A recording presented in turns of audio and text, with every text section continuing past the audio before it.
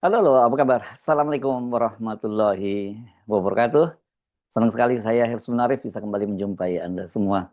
Ada peristiwa yang sangat menarik ya, pekan ini kalau Anda perhatikan. Menteri Keuangan Purbaya Yudi Sadewa menuding uang pemerintah daerah menumpuk di bank. Totalnya mencapai 234 triliun per September 2025. Menurut Purbaya, ini bukti banyak kepala daerah yang malas membelanjakan uang rakyat. Tapi, ini yang seru. Dua gubernur itu langsung marah dan membantah keras. Deddy Mulyadi dari Jawa Barat dan Bobi Nasution dari Sumatera Utara. Dua-duanya ini kader Gerindra.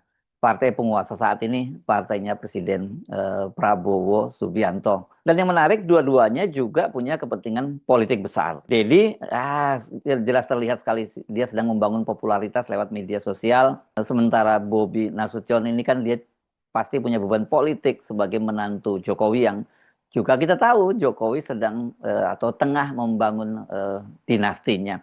Bobi tentu saja adalah bagian dari dinasti Jokowi. Jadi dia adalah orangnya Jokowi gitu yang bergerak dari di internalnya politiknya Prabowo Subianto.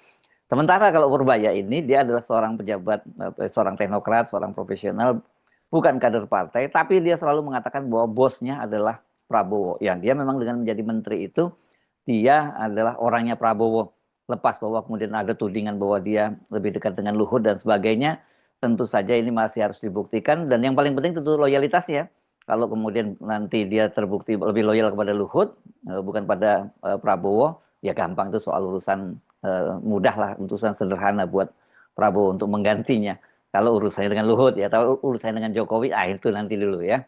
Jadi ini bukan sekedar soal uang daerah, tapi soal pertarungan dalam satu gerbong kekuasaan antara pusat dan daerah, antara pencitraan dan kekuasaan, dan antara Prabowo dan bayangan dinastinya Joko Widodo. Seru jadinya ini ya. Jadi jangan hanya dilihat ini persoalan pertarungan antara pemerintah daerah dalam soal ribut-ribut soal dana alokasi dana bagi hasil ke daerah, dana tunjangan atau transfer keuangan ke daerah. Bukan seperti itu. Ini nuansa politiknya sangat kental. Apalagi, ini saya tambahin lagi ya, bahwa Purbaya ini sekarang sudah mulai banyak yang menyuarakan, wah ini cocok untuk jadi wakil presiden. Tentu saja Deddy Mulyadi juga punya kepentingan itu gitu ya.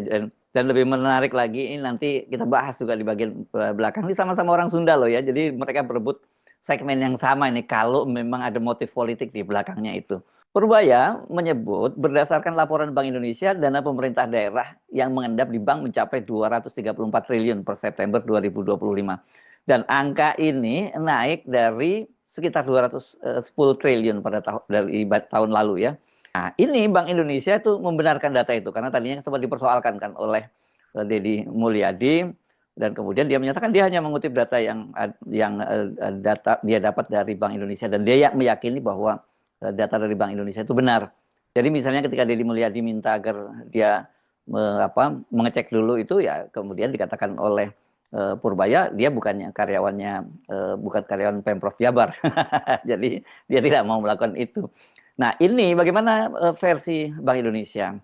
Juru bicara Bank Indonesia Erwin Haryono mengatakan angka tersebut dikumpulkan dari seluruh bank penampung dana pemerintah daerah, termasuk BPD dan Bank Syariah, dan sudah diverifikasi serta diperbarui secara berkala. Nah, ini artinya dia, meskipun tidak langsung dia mau masuk dalam polemik itu, menyatakan siapa yang benar dan siapa yang salah, tapi secara tegas dia menyatakan bahwa benar angkanya seperti itu gitu, walaupun tidak secara langsung. Ini kan BI mungkin tidak mau masuk dalam polemik politik seperti itu ya.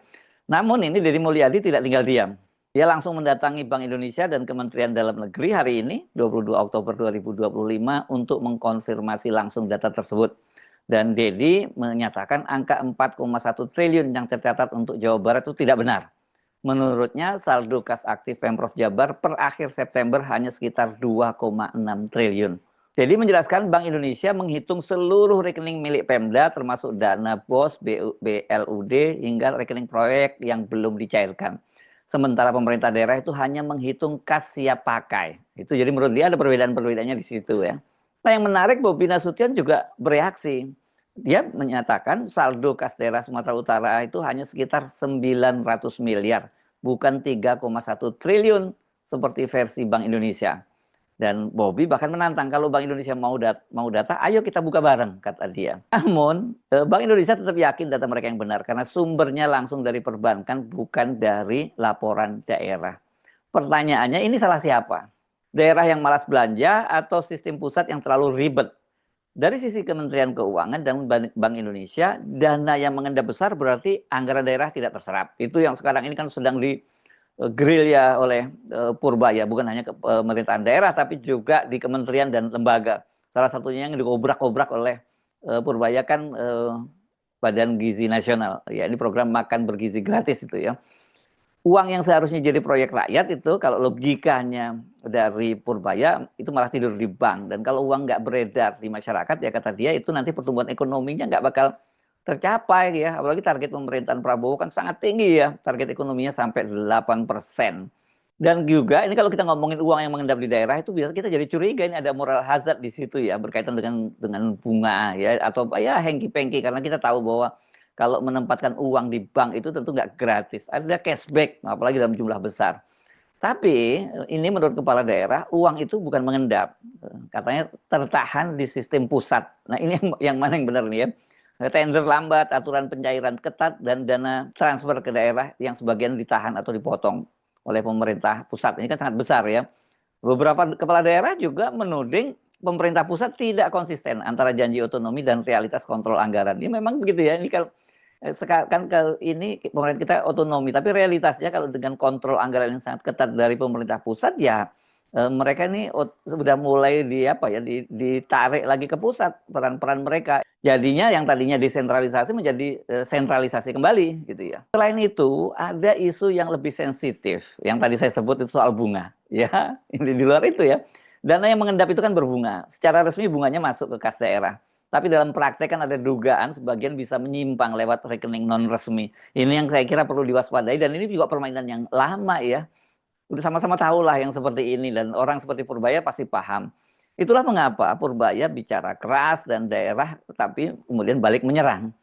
Ini Deddy Mulyadi ya adalah fenomena politik tersendiri. Nah, saya sekarang masuk ke tadi ya faktor politik yang saya sebut tadi latar belakang Deddy Mulyadi dan yang Purbaya ini yang sebenarnya mereka memperebutkan satu segmen karena Deddy Mulyadi ini berasal dari Purwakarta, sementara kalau Purbaya ini dari Bogor. Tapi dua-duanya Jawa Barat dan ini di media sosial udah mulai digadang-gadang ini oleh orang-orang Jawa Barat ini. Ini memang dianggap dua tokoh yang populer dan jujur saja Deddy Mulyadi yang sudah sekian lama membangun setahun inilah ya sekira bahkan setahun sebelum dia menjadi gubernur itu kan selama ini dia paling populer. Tapi sekarang ini kan mulai tergeser oleh Purbaya. Nah, Deddy Mulyadi memang ini harus diakui dia fenomena politik tersendiri. Dia populer di media sosial karena gaya yang belusukan, lucu, jeleneh tapi tajam. Tapi dia juga serius nih menggarap kontennya kemanapun dia pergi itu tim kontennya itu selalu siap gitu ya. Beberapa kamera selalu menyertainya gitu ya. Jadi dia memang secara sadar dia membangun ini ya dan membangun citra pemimpin rakyat kecil yang sederhana dan apa adanya. Sekarang muncul Purbaya Yudi Sadewa, sama-sama orang Sunda. Ini karakternya teknokrat, dia latar belakangnya ekonom, gayanya itu apa ya? Dingin, dia penuh data dan dia yang paling penting sekarang dia jadi tangan kanannya Prabowo. Dia menggebrak semua ya. Yang digebrak bukan hanya kepala daerah ini, banyak sekali lembaga-lembaga, kemudian juga kementerian yang kelihatannya sudah mulai naik darah juga ini walaupun tidak berani bereaksi karena Purbaya itu selalu menyatakan bahwa dia melakukan itu atas perintah dari Presiden Prabowo. Jadi bukan mau dia sendiri gitu ya. Jadi kalau dia gebrak-gebrak seperti itu, ya dia menurut dia di backup oleh Pak Prabowo dan sejauh ini memang tidak pernah ada teguran dari Prabowo atau setidaknya dari Teddy lah gitu ya. Walaupun menteri yang lain sudah pada gerah terhadap Purbaya, paling mereka paling banter tidak menunjukkan ekspresi secara terbuka melalui isyarat bahasa tubuh dan sebagainya gitu, tidak menyalami Purbaya atau meninggalkan dia sendirian seperti yang terlihat dalam sidang kabinet sebelumnya kan. Ini juga jadi kita bisa membaca dari gestur politik itu bahwa sedang terjadi perang dingin di dalam kabinet itu gara-gara manuver atau gebrakan-gebrakan dari Purbaya. Yang jelas dengan sikapnya ini yang dia tidak mau merespon polemik dengan Deddy Mulyadi yang dia menyatakan bahwa dia bukan karyawan, bukan pegawai Pemprov Jabar, itu kan dia menunjukkan bahwa silakan cek sendiri ya, karena dia bicara berdasarkan data. Sekaligus dia menegaskan posisi politiknya bahwa dia adalah menterinya Prabowo, bahwa di era Prabowo pusat kembali kuat dan tidak segan menegur daerah, itu saya kira sekarang yang juga ditunjukkan oleh Purbaya. Dan tanpa sadar ini memang kalau kita bicara antara Purbaya dengan Deddy Mulyadi, ya Deddy ya sekarang mulai kehilangan panggungnya. Dulu kan setiap kali Deddy bicara itu publik itu langsung heboh. Di media sosial itu sangat heboh. Saya setiap hari dikirimin link-link beritanya itu dari para pendukungnya Deddy Mulyadi. Sekarang gantian. Setiap hari tidak ada tidak ada media sosial yang tidak membicarakan soal gebrakan-gebrakan Purbaya. Jadi ini panggungnya memang direbut oleh sesama orangnya Prabowo, sama-sama orang Sunda, tapi dia kan lebih dekat dengan istana, dengan Prabowo ya. Nah, kalau Bobi Nasution itu ada di posisi yang unik. Dia kader Gerindra, memang mualaf ini setelah dipecat dari PDIP ya. Sebelum dipecat dia udah cabut duluan gitu. Beda dengan Gibran dan Pak Jokowi. Tapi ngomong-ngomong kalau Deddy Mulyadi juga dia sama-sama mualaf juga walaupun lebih duluan. Dia tadinya adalah politisi Partai Golkar.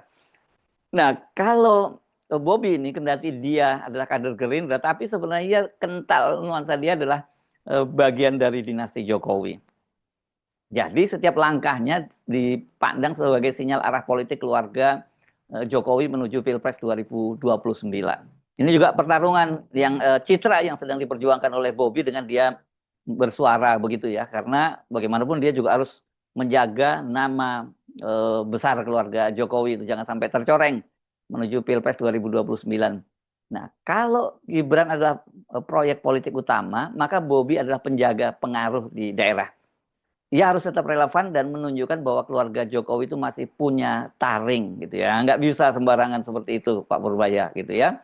Jadi ketika Bobi bereaksi keras terhadap Bank Indonesia, harus kita lihat bahwa ini bukan sekedar membela daerah, tapi juga cara menunjukkan bahwa dinasti Jokowi itu masih belum selesai.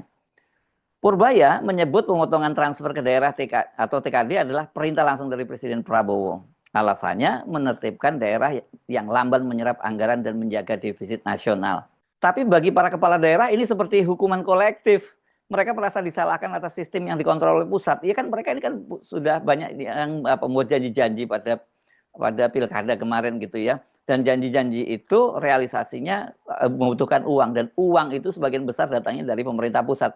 Jadi kalau kemudian uangnya dikontrol oleh pemerintah pusat, dipangkas oleh pemerintah pusat, ya mereka nggak bisa berbuat apa-apa. Dan ini tentu saja pertarungan reputasi mereka di depan para konstituennya. Dan ini akan diingat oleh para konstituennya kalau mereka nanti maju lagi pada pilkada 5 tahun yang akan datang. Dan disinilah muncul gesekan politik baru antara pusat dan daerah. Ketika Purbaya bicara uang mengendap, dia sedang melaksanakan instruksi politik Prabowo. Bukan sekedar menegur, tapi menunjukkan siapa yang berkuasa atas uang negara. Sekilas ini kelihatannya hanya soal laporan keuangan. Tapi di balik angka, itu ada perebutan panggung dan juga panggungnya dan arah juga politiknya ya. Jadi yang selama ini membangun citra rakyat, sementara Bobi itu menjaga dinasti, sementara Purbaya itu mengamankan posisi teknokrat di bawah Presiden Prabowo, dan juga bukannya tidak mungkin dia sudah mulai berpikir untuk mengincar posisi politik yang lebih tinggi lagi.